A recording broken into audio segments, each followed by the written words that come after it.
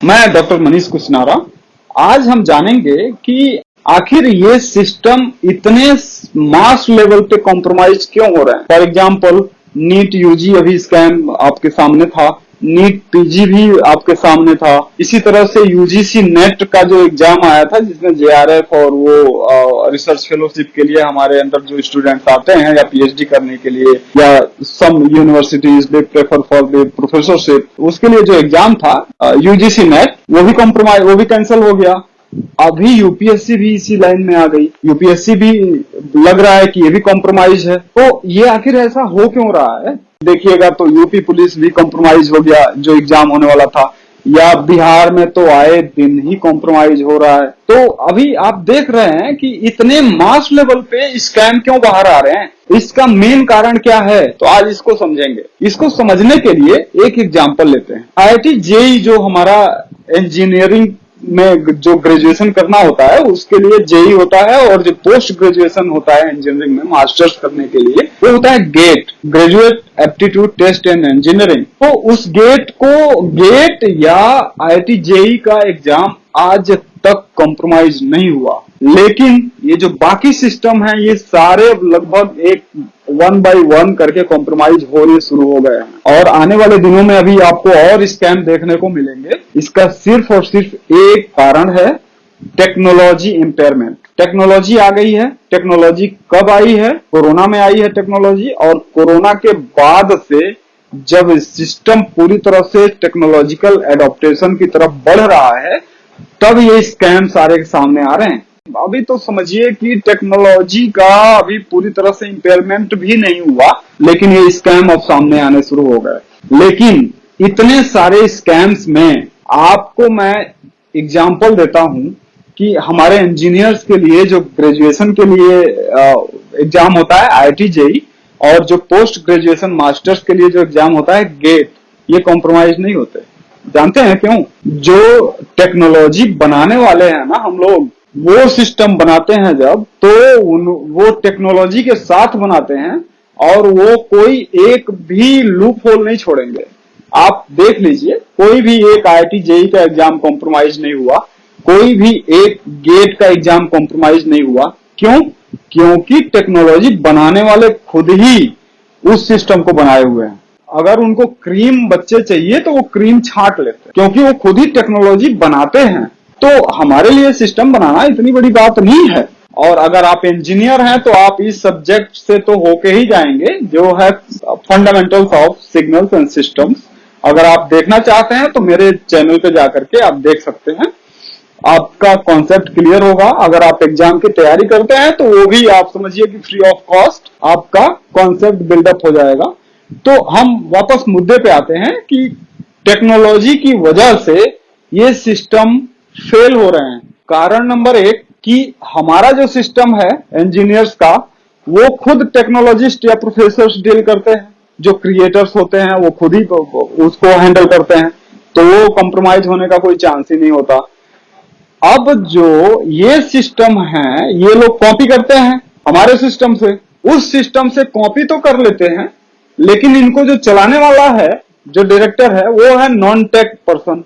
तो जो non tech person है उसके सोचने का एक दायरा है, तो वो उतने ही लिमिट में सोच पाएगा। नाम के आगे भले ही आईएएस लगा ले, आईपीएस लगा ले, डजंट मैटर, बट एक लिमिट होता है वो सोचने का। तो उस लिमिट की वजह से ये लोग सिस्टम को संभाल नहीं पाते हैं। ये इसमें जितने भी ये डायरेक्टर और ये जो प्रेसिडेंट और पता नहीं क्या क्या ही बन के बैठे हैं ना ये लोग, ये हैं तो नॉन टेक ही, बीए एमए यही है ये लोग।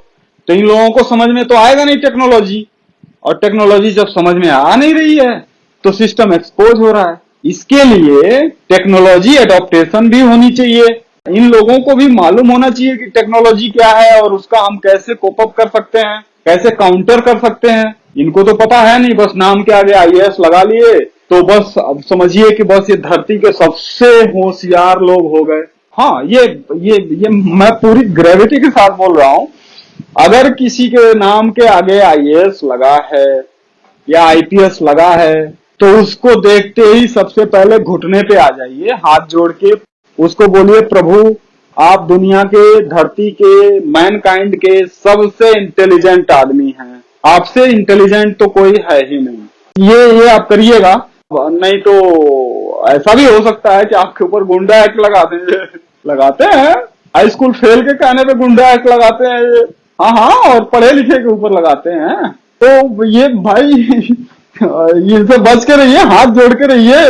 ये ब्यूरोक्रेट्स, ये नाम के आगे आईएएस लगा मतलब समझ लेना बाबू, आपको घुटने पे आना है और हाथ जोड़ के बोलिए प्रभु आप ही हैं, दुनिया के सबसे इंटेलिजेंट आदमी, शासन करने वाले आप ही हैं प्रभु। हाँ, ये लोग लिखवाते हैं अपने गाड़ियों पे, ये शासन, वो शासन। अभी वो जो अभी केस आया ना यूपीएससी का, वो कौन सी थी, खेड़कर, उसने लिखा महाराष्ट्र शासन। इसका मतलब समझो कि महाराष्ट्र पे वो शासन करने वाली है। शासन ये नहीं सर, मतलब सेवा नहीं, शासन, मतलब समझो, मतलब वो शासन करने वाली है। मतलब ये जो आईएएस हैं, जो ब्यूरोक्रेट्स हैं, ये शासन करने वाले हैं आपके ऊपर, सेवा करने वाला। काहे का सेवा भाई, किस बात का सेवा? 2 साल 3 साल इतनी मेहनत करते हैं मुखर्जी नगर में, 7-8 लाख रुपए पैसे लगाते हैं कोचिंग में सेवा करने के लिए, ना ना, शासन करने के लिए। कौन कहता है आपसे कि ये लोग सेवा करने के लिए आते हैं? ये शासन करने के लिए आते हैं भाई। ये जो ब्यूरोक्रेट्स हैं, आईएएस आईपीएस, ये शासन करते हैं आपके ऊपर, सेवा नहीं करते हैं। जिलों में जो बैठ के जो कर रहे हैं ना, ये लोग क्या कर रहे हैं जिलों में बैठ के, एक हाई स्कूल फेल क्रिमिनल के इशारे पे पढ़े लिखे के ऊपर गुंडा एक्ट लगा रहे हैं। ये तो स्थिति है दुनिया के महाज्ञानी लोगों की। तो जैसे ही आप लोगों के सामने ये लोग आए, हाथ जोड़ के नतमस्तक होके घुटने पे आ जाइए, बोलिए प्रभु आप जैसा कहेंगे हम वैसे ही करेंगे। तो ये तो हालत है हमारे देश के ब्यूरोक्रेसी की। बाकी हम ज्यादा कुछ बोलेंगे नहीं। अभी मैं एक चीज और आपको बता दूं कि हमारी संसदीय समिति में पता नहीं कौन से लोग बैठे हैं वहां पे, क्या दिमाग है उनका, उन्होंने एक रिकमेंडेशन दिया कि यूपीएससी में ज्यादातर इंजीनियर आ रहा। अरे क्यों नहीं आएंगे इंजीनियर भाई? आने वाला समय टेक्नोलॉजी का है, हमें टेक्नोलॉजी से कंपटीशन करना है। तो हमारा अधिकारी टेक्नोलॉजी नहीं समझेगा तो वो कैसे उसका इम्प्लीमेंटेशन करेगा भाई? आप जरा सोच के देखो, एक बीए एमए वाला आर्टिफिशियल इंटेलिजेंस का क्या मतलब समझेगा? कोई सिस्टम बनाना है जिले में सहूलियत के लिए, किसी अच्छे काम के लिए सिस्टम बनाना है अगर जिले में, या आपको कोई सिस्टम डिजाइन करना है सरकार, ये गवर्नमेंट के लिए, स्टेट के लिए, तो वो कैसे आप डिजाइन करोगे? वो एक टेक्नोलॉजिस्ट ही कर पाएगा ना। तो यूपीएससी में टेक्नोलॉजी वाले को आना चाहिए कि नहीं चाहिए? ये तो बंद करने पे लगे हैं, ये तो रिकमेंड कर रहे हैं इंजीनियर्स आने ही नहीं चाहिए। अरे क्यों नहीं आनी चाहिए भाई? ऐसे ही तो ये सच्चाई है। और ये आने वाला समय 5 से 10 साल आप ले लीजिए, 5 से 10 साल जाते जाते पूरी तरह से टेक्नोलॉजी एडॉप्ट हो जाएगा। और वहां पे जितने भी सिस्टम हैं वो अगर टेक्नोलॉजी एडॉप्ट नहीं किए तो वो एक्सपोज होंगे, स्कैम होगा। ऐसे ही नीट, यूजीसी, यूपीएससी भी अब तो, क्योंकि जो भी एलिगेशंस लगे हैं वो इतने हल्के एलिगेशंस नहीं है यूपीएससी में। अभी उस पर भी अगर आपको जानना है को भी मैं अभी बता रहा हूं कि उसमें हुआ क्या क्या है और यूपीएससी कैसे क्वेश्चनेबल है। आईएएस आईपीएस आए दिन आप देख ही रहे हैं, और ये आप देख इसलिए रहे हैं, टेक्नोलॉजी की वजह से ही देख रहे हैं। ये टेक्नोलॉजी का ही फायदा है कि ये एक्सपोज हो रहे हैं ये लोग, और आने वाले समय में ये लोग और एक्सपोज होंगे अगर ये लोग सुधरे नहीं तो ये एक तरह से एडवाइस है। ये जो नाम के आगे आईएएस आईपीएस लगा रहे हैं ना, इन लोगों के लिए एक एडवाइस है कि भाई आप 2-3 साल मुखर्जी नगर में पढ़ के और यूपीएससी में पास होके आके सबसे ज्यादा ज्ञानी नहीं बन जाते हो, ठीक है? आप जरा आओ, हमारे आईआईटी, हमारे एनआईटी के प्रोफेसरों को देखो, हमारे डीआरडीओ के साइंटिस्टों को देखो, हमारे इसरो के साइंटिस्टों को देखो, इंजीनियर्स को देखो, देश की सेवा क्या होती है, उनसे सीखो कुछ। इनको तो मैं तो ये चाहता हूं कि इनको ट्रेनिंग देनी चाहिए हमारे डीआरडीओ और इसरो में भेज के कि देश की सेवा क्या होती है, सर्विस क्या होती है। सर्विस और जॉब, ये 2 शब्द हम यूज करते हैं। अगर आप प्राइवेट सेक्टर में जाके काम कर रहे हैं तो उसके लिए जॉब यूज होता है, लेकिन अब अगर आप सरकार के लिए काम कर रहे हैं तो वहां सर्विस यूज होता है। अंतर है। जॉब मतलब नौकरी, नौकर, नौकरी। प्राइवेट में हो तो नौकरी, नौकर। लेकिन अगर आप सरकारी में हो तो उसको बोलते हैं सर्विस, सेवा। सेवा किसकी? देश की। सेवा किसकी? जनता की। सेवा, सर्विस। जॉब और सर्विस में ये सबसे बड़ा अंतर होता है। लेकिन इन ब्यूरोक्रेट्स को तो और इन अधिकारियों को कौन समझाए?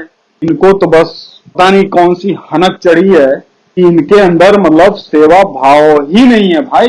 पता नहीं ये क्या कर रहे हैं और देश को किस गर्त में लेके जा रहे हैं ये भाई। इन लोगों का समझ में नहीं आ रहा है कि इनके हनक को कैसे दूर किया जाए। Department of personal and training को इस बात को पूरी तरह से संज्ञान लेना चाहिए कि ये क्या हो क्या रहा है। एथिक्स, इंटीग्रिटी इनके अंदर रह ही नहीं गई है। बिल्कुल भी एथिक्स और इंटीग्रिटी नहीं रह गई है। और ये मैं बहुत ग्रेविटी के साथ बोल रहा हूं। आप आइए जरा हमारे डीआरडीओ के लैब में, इसरो के लैब में। Bharat heavy electrical limited, Bharat electronics limited जो हमारे डिफेंस की है, ऐसे ऐसे बहुत सारे हैं। भाभा एटॉमिक रिसर्च सेंटर, या जो भी हमारी पीएसयूज हैं जहां पे भी इंजीनियर्स काम कर रहे हैं, उनको तो सबसे पहले मैं सैल्यूट करूंगा कि मतलब देश की सेवा सबसे पहले होती है। और हम भी उसी में हैं। देश की सेवा सबसे पहले है, बाकी सब चीजें बाद में। तो इन लोगों से सीखना चाहिए कि सेवा क्या होती है और जॉब क्या होती है और शासन क्या होता है। ये लोग शासन करते हैं, सेवा नहीं करते हैं। और ये बहुत दुख की बात है। इसको जल्द से जल्द सुधारना पड़ेगा।